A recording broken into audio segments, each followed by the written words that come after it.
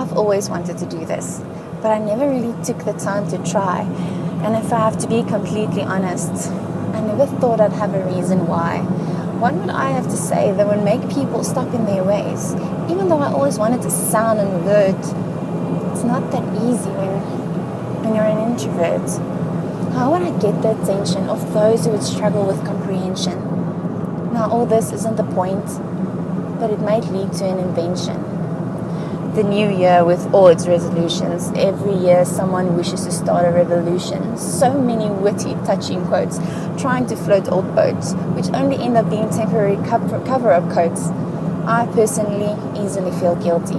And when I think about it, it's actually just so silly. When I spend more than I should but less than I could. When I eat too much or too little. When I spend an hour not being productive according to the seductive prediction of another. When I drive too fast or too slow. When I smile too much or not enough.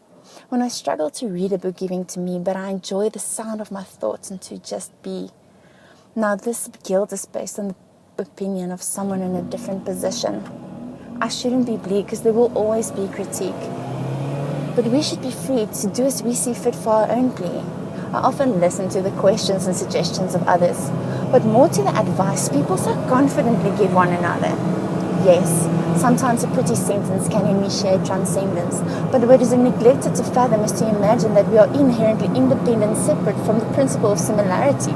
Why is it so hard for us to realize with clarity that we are uniquely designed and not cheaply copied to popularity? I appreciate your advice, but what worked for you won't necessarily work for me because you see, we process, think and feel not in the same dimension.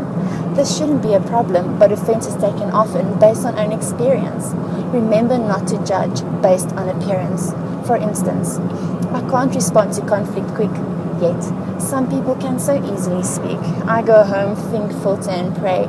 They can respond with intent and afterwards feel content. I would be irrational and afterwards have to repent. Our uniqueness is what makes us priceless. Don't force your way to success on someone else. Remember that the road you took is now your privilege of access. What we value is different, sometimes opposite, yet not ignorant. Listen. Appreciate and understand that you don't necessarily understand.